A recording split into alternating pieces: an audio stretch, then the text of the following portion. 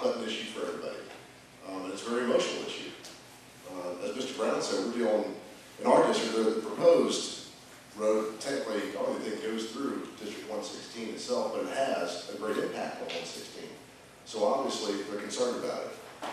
We have the East Basin, which is federally protected in the district. We've got Angel Oak, which needs to be protected. So the environment, conservation, yes, I think all of us are concerned about that. Here's the stickler. You're going to either get money to do the road, or you're not going to get any money at all. All right, then you have to go back and fight for more money for road improvements. That's the way it's set up. So I didn't like the plan they put forth, the original one that turned into a parkway, the parkway concept. No, I didn't like that. This new one that's coming out, let's take a look at it. All right, so there is a balance. Even Mr. Stavronakis said there is a balance between environmentally friendly and public safety. So everything's on the table as far as I'm concerned. But the original proposed plan that DOT had with the parkway concept, no. It just destroys too much. Thank you. Our next question, do you support voter photo ID? If not, why not? And Mr. Stavronakis.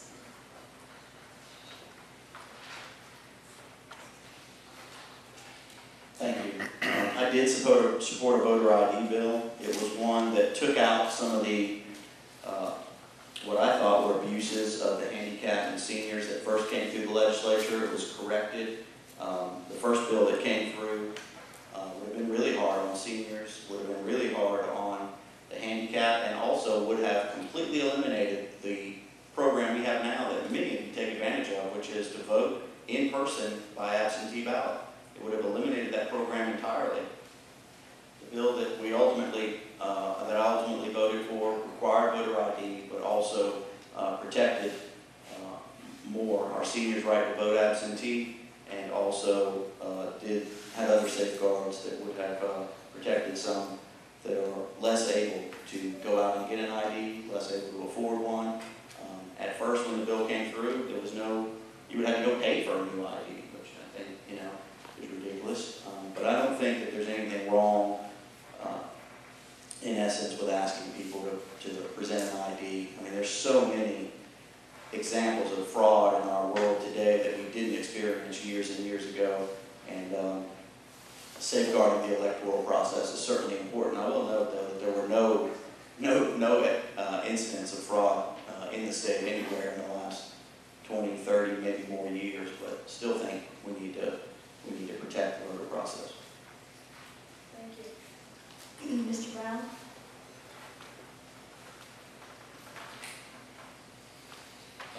No, I didn't support voter ID. I think that would disenfranchise voters, especially the seniors. Seniors would have to pay an additional, I think, $5 for another ID card that we really did not need. And we didn't have any evidence of voter fraud in the state, so why do it? You know, that was part of the civil rights. We fought long and hard for the right to vote, and for someone to suppress that right, I think is a tragedy in the state. Thank you. Mr. Pike? Yes, I do support voter ID. Yes.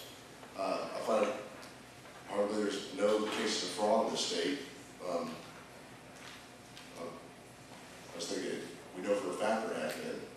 Plenty of court cases have gone before the Supreme Court of South Carolina regarding that. Our basic fundamental right granted to us by our state is the right to vote. And that needs more protecting more than anything else, because it is that fundamental. It's the one thing that you have that no one can take from you. And to allow anybody basically just to show up and vote because they say they're someone, that's stealing your right. That's stealing your right to participate in this process.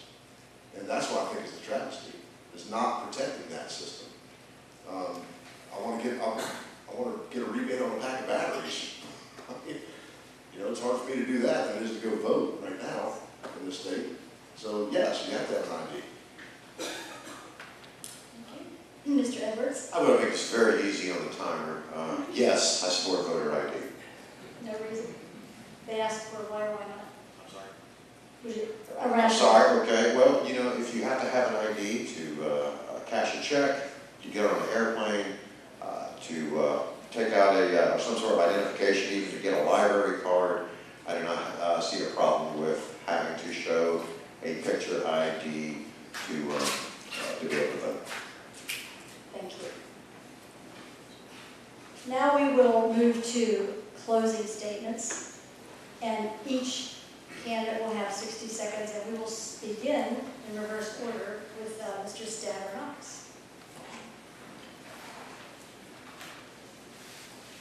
Thank you again, everyone, for being here, and to the league and our hosts.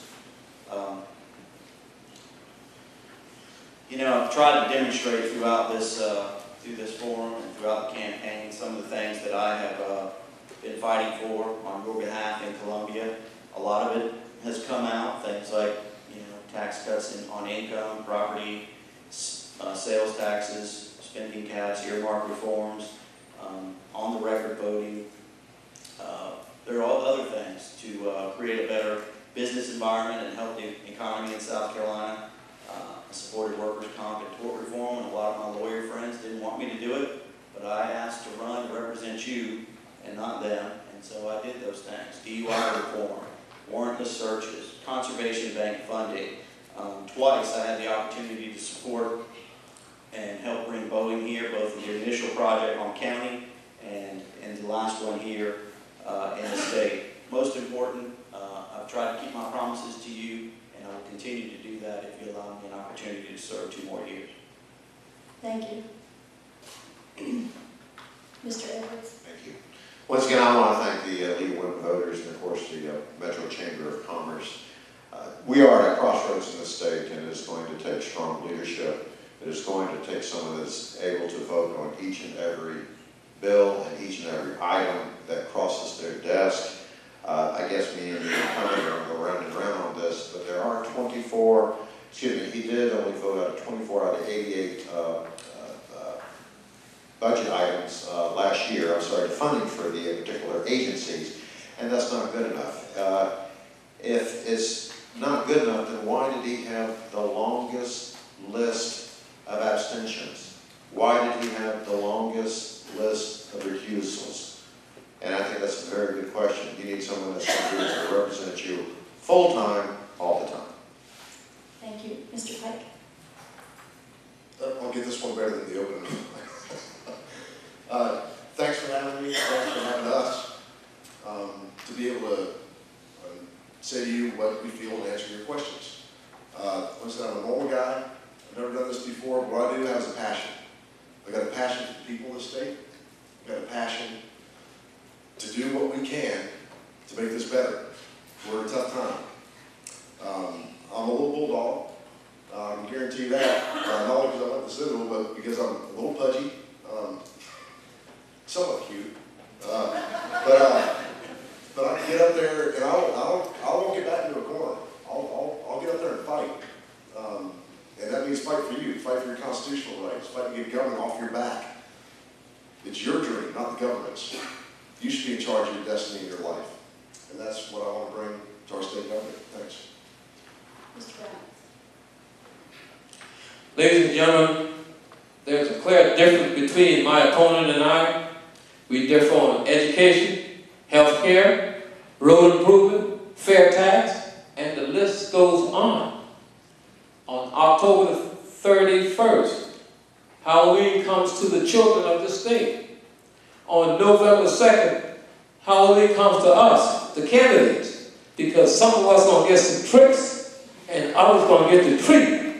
So I ask you, so you would not be tricked, please, I ask for your vote so you can give me the treat. Thank you so much. Thank you.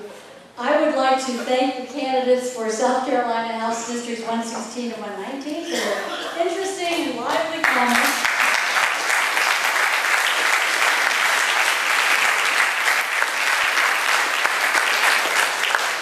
And then at this time, we ask the candidates for Charleston